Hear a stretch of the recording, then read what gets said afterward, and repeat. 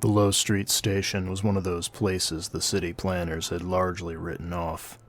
The concrete was cracked and stained, and the tile walls boasted colonies of mold unique to this strata of the city.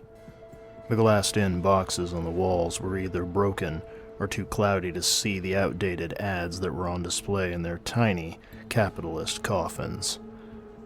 Most trains, like most people, avoided the Low Street station, except when they had no other choice. The express lines blew through, speeding up to make sure they spent as little time near the platform as they had to. But there were a few that chugged to a stop and let out tired, hydraulic sighs as their doors stuttered open. A small crowd stepped onto the late train from Low Street. There were rail riders with nowhere else to go, some hard-eyed customers with bulges under their coats, and some assorted odds and ends that made up the desperate and the downtrodden. Mixed in among them was a man in a heavy, hooded coat, the dangling ends of a scarf hanging out onto his chest, and his companion who wore a sleek suit, a topcoat draped over his shoulders like a cape. Both of them radiated their own kind of danger, and the regulars gave them a wide berth as the train's engine started thrumming and its wheels began moving. "This is you being inconspicuous?" the man in the hooded coat asked. Before his companion could say anything, the door to the engine opened and the conductor emerged. While haggard around the edges, his hooded eyes took both of the unusual passengers in at a glance. "Help you?" the conductor asked. "We're going to Tartarus," the man in the hooded coat said, offering something to the conductor. The conductor took the offering before walking to the rear of the compartment. He pressed a button above the door that was largely hidden and then headed back toward the engine. "The journey won't be long," he said. "Make yourselves comfortable." The two passengers sat, the one in the hood slouching, the other looking like he was trying very hard not to touch anything. A sound that might have been a laugh slid out of the stained hood. "You're sure he'll see us?" the one in the suit asked. "A dead man's slug gets you passage," his companion said. "You want to convince the Lord of Shadows, you'd better limber up that silver tongue of yours." They sat in silence for a time, the train rocking as it slid around corners. The passenger in the hood tapped a finger on his knee, the pace as regular as a metronome. When the train took a left down an unlit tunnel, he stopped tapping. They had entered the world beneath, and they were now in the territory of the Lord of Shadows. A heavy thump came from the car behind them. Then another. Then a third. The passenger in the suit glanced back at the other car and saw all the people who were left still on the train had passed out. Some were slumped in their seats, and others were sprawled out on the floor. Blood trickled under one of these latter, who looked like he'd broken his nose when he fell. The train ran for miles, taking twists and turns that didn't appear on any city plans. Finally it slowed, pulling up to a platform that was lost, but not forgotten. The place was grand in that old-style tradition that had fallen by the wayside. Iron railings ran along stairs, chandeliers hang from the ceiling, and dozens of storefronts teemed with life and activity. Servants went about their duties, bringing news and reports, delivering the whispers that the master of this place devoured. Rats ran along the banisters, their eyes gleaming with a more than animal intelligence as they watched the train come to a halt. Ghouls in gas masks approached, ready to go through the dregs to decide who on that car got thrown back into the world above, confused but alive, and who went into their master's larder. "You're sure there's no other way?" the Ventru in the snappy suit asked his companion. "Even if there were, seems a bit late to ask now, don't you think?" the Nosferatu answered with his too wide smile.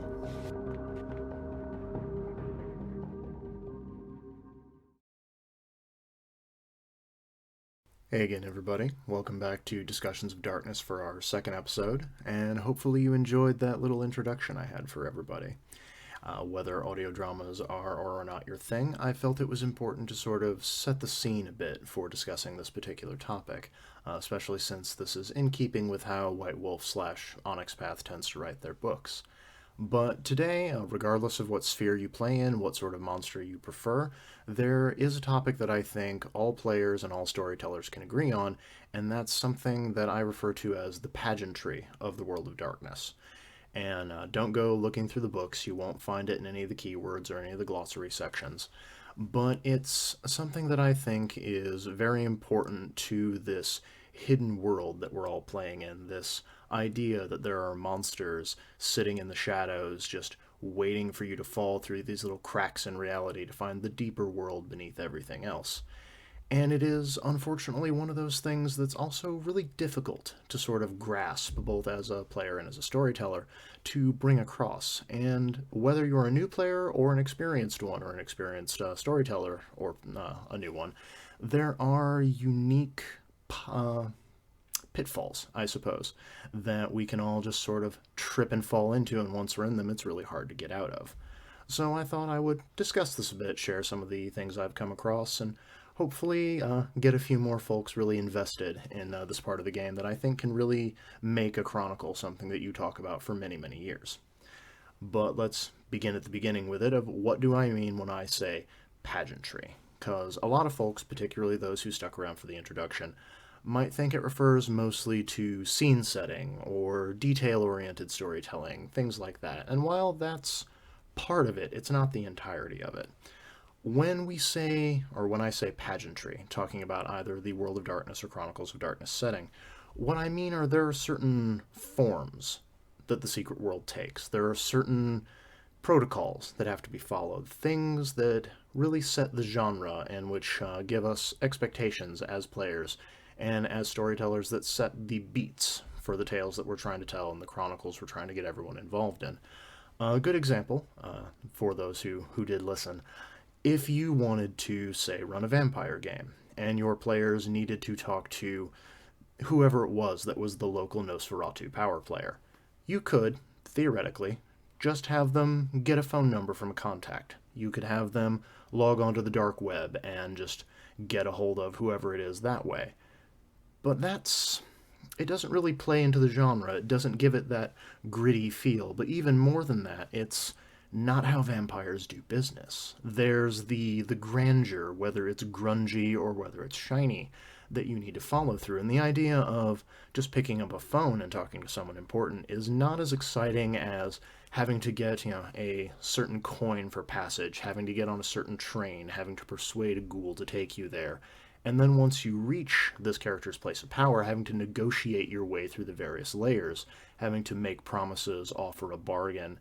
That kind of thing is much more in keeping with that secret underbelly, that fantastical idea, and it's something players are going to remember a lot more, or a lot better as things go on. Another good example of this for those who don't play Vampire, who want something outside of the World of Darkness, is the John Wick franchise. And it's actually something I would recommend people who want to really bring home the pageantry of their setting watch and, if not study, at least take a few notes. And for what I'm talking about for that, the first film, when we discover the secret world of assassins, the world of the High Table, as it would eventually be called, there's the idea of the golden coins and what they represent. There are all of the services offered to the assassins, the members of this very elite secret club. And the films do a thing that's very smart that storytellers and players as well should really pay attention to, and it's whenever a new aspect is introduced, whether it's actually new or just new to us, it's delivered with gravitas. It's got a little bit of mystery to it. It gets us involved. For example, when Mr. Wick first takes all of his tools out of the basement, we see the big stacks of gold coins. We have no idea what they're for. Then we see him going into town, we see him getting his room, going into the nightclub, and we see him paying with the coins, and the way that people react to them gives us some idea of what they're worth, what they are as a trading tool. And you can do something similar to that of The Continental is really a one-to-one comparison for a lot of the secret places in the world, whether it's Elysium in Vampire or the Freehold in Changeling, or even sort of a comparison for a moot in Werewolf the Apocalypse. There are certain rules, certain standards that have to be followed through with these events. And the first time your players go to them, or the first time you show up to them, there you should follow through all of those things. You should go through the courtesies, you should have the pleasantries, you should go through all of the rites and the rituals and all of those things that really bring you into the world and teach you how the supernatural community functions in your game. But the other important lesson that you would take from these films, and that I highly recommend people keep too, is after that first time, don't do that. You have one chance to really set the pageantry in motion, to really get people involved, and to make a bit of a special show of it. Or as they say, you only have one chance to make a first introduction. And once that opportunity has gone by, or once you've already had it and folks have gone through it, don't beat a dead horse with it. If something is an important plot point, if players seem to enjoy going through it, by all means, let them have their fun, let them do what they want. But once you've introduced, Elysium the first time, and you've had people be introduced by ghouls, you've given them the grand tour of everything that they're seeing, don't go through that motion the same time over and over and over again, partially because it makes the aspects of the setting lose their sparkle. They seem a lot less special, but also because it's kind of like telling a good joke. When you tell a really good joke and you get a really good reaction, people laugh. But you can't tell the same joke over and over and over again and expect it to still carry the same power. And that's kind of what happens with the various parts of pageantry in our settings. Of once something has been established, there's kind of a fast forward scene on it. If players know how it works and they already have a history of what it goes like, they know what leads up to this point.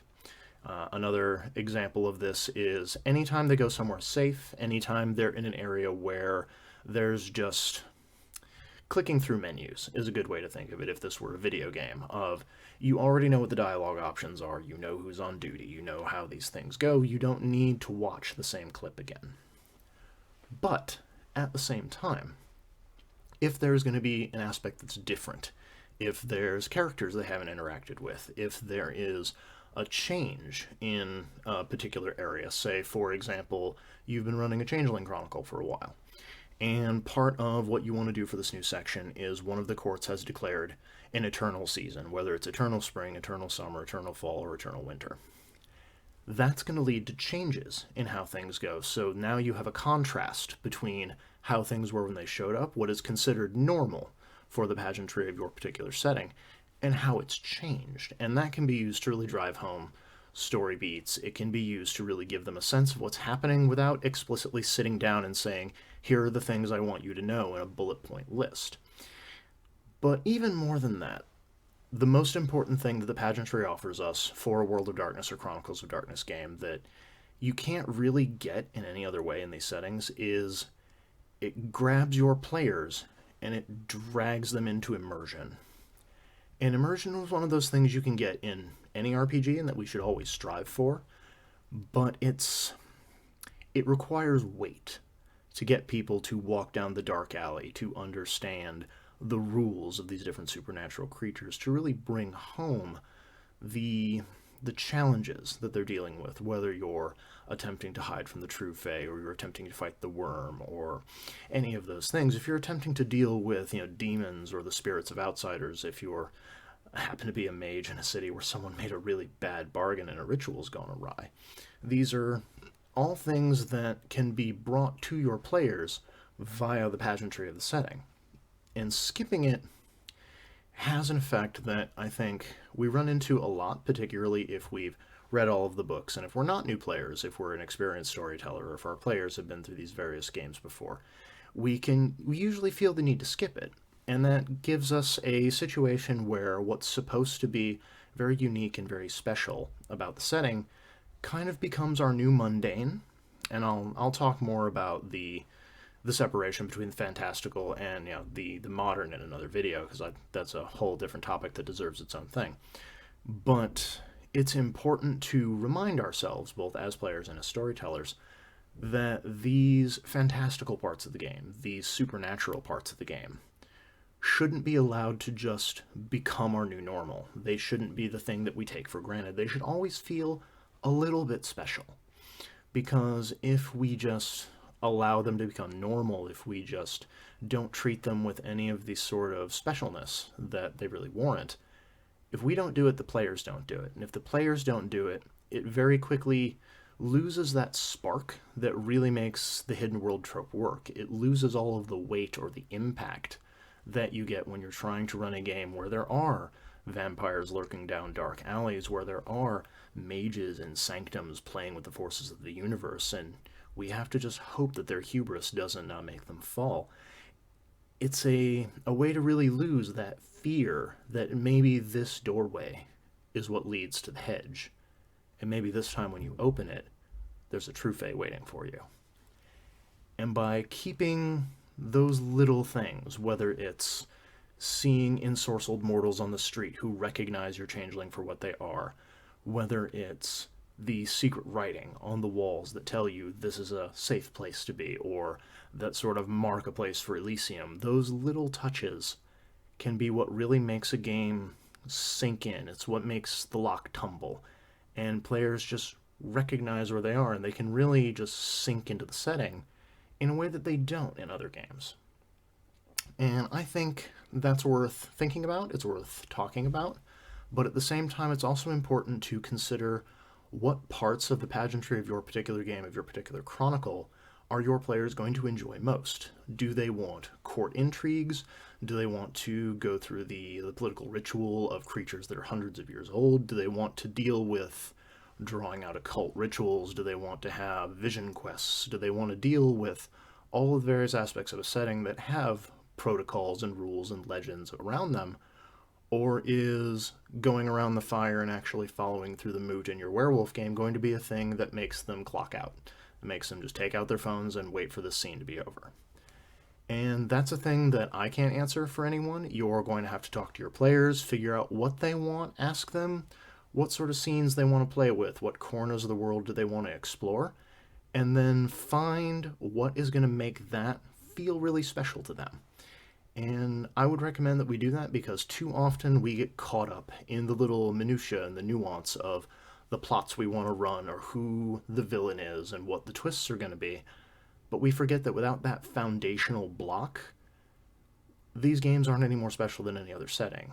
You need that sort of sheen, that gloss, if you will, of the World of Darkness, or the Chronicles of Darkness. That feeling is where everything comes from, because without it, a game can very quickly lose what I think really makes it special, and why I think a lot of us are drawn to these games. But that's it for this episode and for this particular installment. Apologies for how long it took, but I had to do it in 2 parts. Folks who have enjoyed the opening I did for the audio drama, feel free to check out the rest of the channel. I've got quite a few of them on there. If you'd like to see longer episodes, longer installments of things like that, let me know in the comments.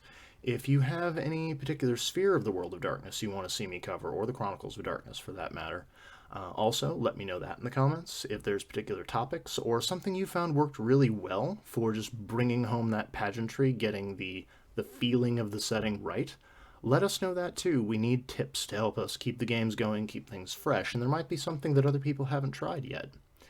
But other than that, if you'd like to see more of this show, share the video, let your friends know, and subscribe to the channel so I can keep this going. Lastly, it's really bright in here, but I figured since we're talking about pageantry, I'd go a little extra. Are the sunglasses a distraction, or do you all care if I keep them on? Because it is honestly way easier looking into the lights with them. But until next time, happy gaming, everyone.